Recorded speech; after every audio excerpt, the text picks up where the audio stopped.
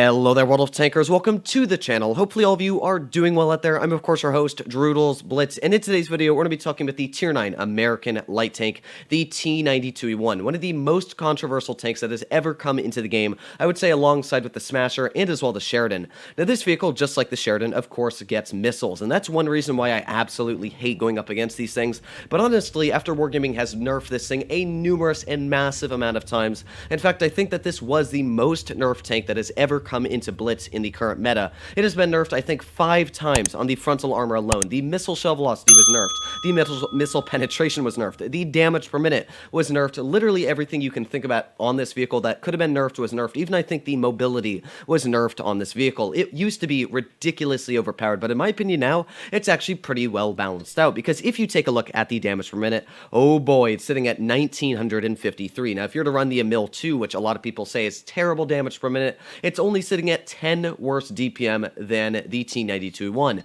And that's, by the way, if you're only firing standard shells, which have 220 millimeters of standard pen. That shows you just how bad it is, because if you're shooting missiles, your DPM is going to drop down to about 1500. Yeah, it's not the best on damage per minute. However, it does have that big alpha 560 with your standard. Very nice standard penetration at 220. The missiles have 340 millimeters of premium pen, and as well, they will go for a lot of damage, sitting at 490. So I can't really say that this tank is bad by any means. In fact, it still is an extremely strong tank, and that's, of course, in today's video why I'll be doing a review on it, letting you know my personal opinions, if it's worth the grind or to stay very far away from. Now, one thing I'm going to say right off the bat is my favorite tank of the whole line, of course, and will always be the T49. This tank not only has literally better damage per minute than the T92E1, it has a quicker reload on the standard shell. It's a 16.3 second reload, where the T92 is a 17.2. So kind of funny that the 49, even though it's a tier lower, does the same damage, actually more high explosive damage, but of course it doesn't have the accuracy nor the penetration. The T92E1, for carrying a massive 150mm gun, is actually quite accurate. But of course, we're going to load in the game here. Let's see what we are up against. So we got the E75, the T54E1. Now, the only vehicle that I really can't penetrate with my standard would be the E75 from the front. Of course, I'll cut right through the sides, but from the front, definitely I'm going to have to fire missiles if I want to penetrate. Now, my rule with missiles is I normally don't try and shoot them over ridges unless I have to, but I will show you guys, of course, in today's video, how it works in general, shooting them over ridges or just using it normally, just because, of course, gives you a good feel for how the tank does play. But you can really see how monstrous that reload is, as I'm still sitting here trying to reload a standard shell. 17 seconds for a single shot. That is really not too good when you do think about it. Now, because we do have that E75 off to the side there, let's fire a standard shell. Oh my god. I did not realize the shell velocity was that bad on the vehicle. I really haven't played it that much. I'm used to how quick the Sheridan shell velocity is. After shooting that shot, I now do know. Be wary of the shell velocity on this tank. Now, we do have the E75, who is peeking out to the side here, and this is where you would kind of fire a missile. That way you don't have to expose your weak armor. So we can fire a missile out to the side of him here. There you go. Nice penetration for 522 hit points. And of course, that's how I don't have to expose my weak armor. I'm not detected myself. That is where running a vehicle like the 92E1 is going to excel you greatly in the battlefield. Now, that T54E1, definitely in some deep water back there. Are we going to be able to get a shot into him? Doesn't look like it necessarily right now. But you know what? Ooh, you know what? We might be able to, actually. I'm going to shoot at him. Oh, that might have actually penned. That might have actually penned. No, it did not. Okay. You can definitely see, again, how bad that shell velocity is. I honestly didn't think he was that poor, but I have now learned my lesson. So I'm going to see if I can get one shot into the side of this E75. Of course, I've got such bad DPM, I couldn't really save my RHM there, but nice little penetration in the side for 600 hit points. And I'm also noticing that that's a lot of vehicles on the enemy side there who are probably going to start shooting at me if I'm stuck out in the open. So let's change position.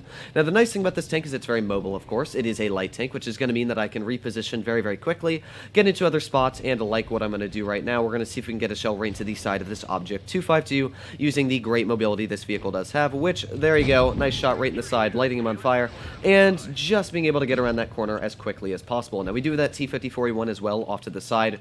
We took 900 hit points off of that poor Object 252, and now we're going to see if we can slam a shell into the side of the, actually, let's get one into the Chimera, to be fair. We can actually pen an HE into the side, and we literally damage, oh my god, every single module on that poor player. I did not think that was going to happen, but you know what? I guess you saw it there, folks. That was not good for that player.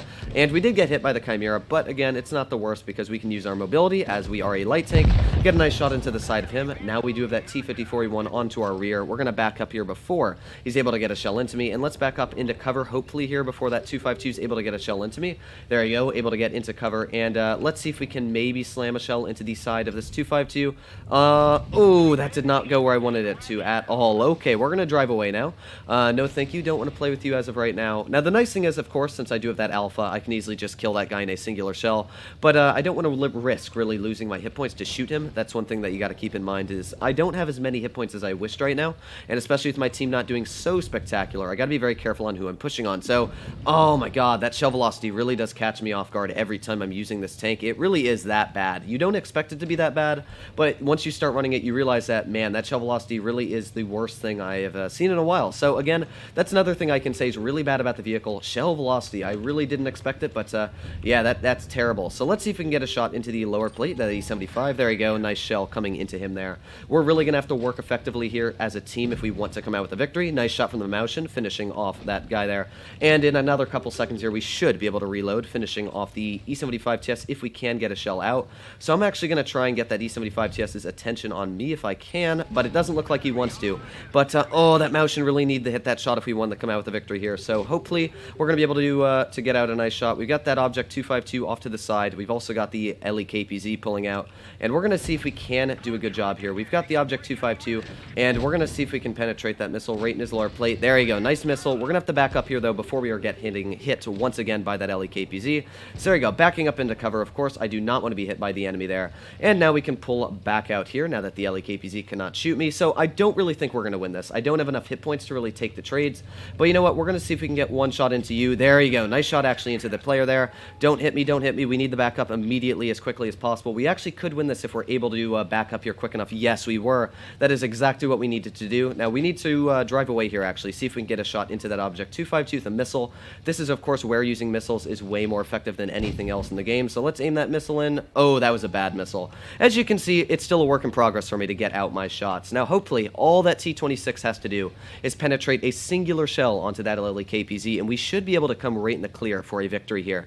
But of course, he has to be able to penetrate that shot, because if he doesn't, it's going to be very poor for me in the long run. Now that Object doesn't look like he's there anymore, which of course is not good for me on knowing where he is, but at the same time, we might be able to pull around this corner here and get a nice little sneaky shell into the side of the LEKPZ, which we're going to try and do right now. So let's do that. Sneaky shell, boom, finishing him off. Of course, we wanted to get that average roll, and we got exactly what we wanted there, finishing off the LEKPZ. And this was a fantastic battle, really, to show how to run the T92E1. And all that's left is the E75 TS, who we should be able to actually hit an HE right on the roof of the turret. Ooh, didn't finish him off, but we got plenty of time to finish him in the next shell. He can't finish us off unless he does fire an HE, and I'm not going to shoot missiles, of course, at the side of an E75 TS, because that's not really going to work too well in my personal opinion. So thank you T2064 for finishing off the enemy, and this is a fantastic battle to really show how to run the T92E1. So if you know how to use missiles, at least decently, you saw I was able to get out a decent amount of missiles. I did everything well, at least to the best of my abilities. Everything worked quite well in the long run, and that was a fantastic battle, really to show how the tank does work. So of course, let's get out one more game here to show you how the vehicle plays in one more battle, because as you know, most of the time it's just luck when you get at a really solid game. That's one thing I always say about extremely high damage games, is it's more luck than actually skill. Yes, of course, it takes a lot of skill to get out a lot of damage, but at the same time, you have to be in a really lucky scenario to get out the damage. Your team can't be farming. Your team has to be just bad enough and good enough at the same time to let you get all the damage, be the supporting player, and get out the, the real kicker of the game. So, in my opinion, luck is more what influences really high damage games, but, getting out 3,000, 4,000 damage games is more skill based. But when you get up to like the 10,000 mark for like a 183 game or something like that, it's usually just luck that the enemy went right into you and everything worked out the right place at the right time. So we're going to push once again right up to the hill here. The nice thing about this being a light tank, of course, is that first of all, it's got good spotting range, and as well, I've got a great camouflage rating. So I can kind of sit right here. We can see if we can spot enemy vehicles like the AMX. We've also got the enemy T92. Let's fire at him. You know what? I'm not going to fire yet. I don't want to be necessarily detected until I'm going to be. So there you go. Now we can fire that. Yes, that was good English. But I wanted to fire at least at the latest time I could. That way we can get out of here if I need to. And judging where my team is, you know what? We also got that grill back there, though. I did not realize that we had a grill there. So I don't think I'm detected. Think. I don't know if I am, but no, it does not look like we are. Now, of course, if I were to shoot a missile at that 62A, you'd take a little bit too long to get to him, so I'm not going to fire a missile at him. We also got the 268 off to the side. Can't really hit him. So, yeah, we're just kind of sitting here for now, enjoying the nice view in the daytime. So, can't really hit that. I didn't think that was ever going to hit in general, but, yeah, there's really not much I can do currently. So, ooh, yeah, we're just going to drive away. I was kind of thinking maybe we were able to get a shot off into him, but yeah, there's no point to wait here. If we're not going to be able to get out shells, what's the point of waiting? So we're going to drive somewhere else. Hopefully the team flexes back here as well, but there you go. So we got tanks like the 57 Heavy. We got that 183 right out in the open as well. Let's see if we can get a shot maybe to that FE 4005. If we can, that'd be great, but oh, come on. Oh, doesn't look like we're going to be able to get that out. That's a bit of a shame. I was waiting for that. 4202 is in my way, and then the moment he backs up, well, that's a shame. All right, well, that's fine. We can keep pushing, of course. There's other targets, other fish in the sea. So there you go. We got that 4005 and fire. Boom. Beautiful shot right in the side of his turret for 590 hit points. Again, that's where that big alpha really is key, is because I can just kind of pull out, get a big snap into the enemy, and not really worry about being hit back myself. Again, here we go. We got that 183 right out in the open, aiming in on his turret, and fire. Boom. Another nice shot. Not really the highest of rolls, but still 500 damage. We're already sitting at 1600. We're getting out those big rolls as it is. Now we got the 57 Heavy on my radar. And we're going to see if we can get one more nice snap right into the 57. If we can, that'd be pretty dang nice. And here we go, aiming in on his side armor. You know what, we're going to fire a missile. There's no point not to. I kind of was like, it's a 50-50. As you can see, you need decent pen to get through certain heavy tanks, especially a 57's turret. We could have penned his side, but yeah, definitely not the turret armor on his vehicle. So 5 more seconds, we will have one more shell ready for us. We'll see if we can get a nice penetration in on the side of him. There you go, another nice pen. We're able to trade with a vehicle like that 57, and we're sitting at 2600 damage already in this game. So this again was a great example, and should I say amount of damage, to show really how the T92 does a great job at racking out those numbers. So we got the FE 4005 right in front of us here, and let's fire a standard shell right into him, finishing him off. I really thought we were going to be able to get out that maximum amount of damage, but it doesn't look like it in the long run. But that's fine, because we got the T92 right in mid, and we'll see if we can get a nice little snap into the 92. Here we go, coming up behind him. Let's also spam our adrenaline key, and thank you very much for all those hit points. So nice shot into him. That was a fail of a missile from the T92 onto our IS, and hopefully we're going to be able to rush this T62A now, get a nice shot into him.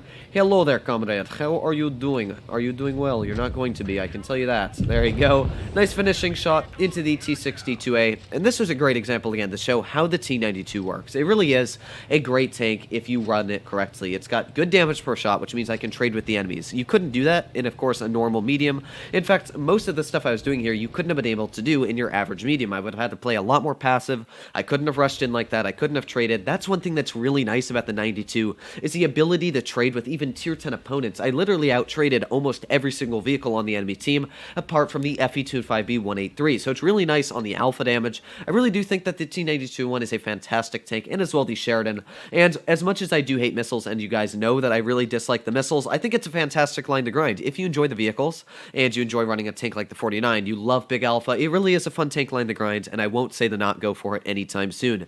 So as always, if you enjoyed today's video and you want to see more like it, please make sure to smash that subscribe button down below, as it helps out the channel a crazy amount. But other than that, hopefully all of you are doing well out there. Stay happy, stay healthy, and I'll see you in the next one.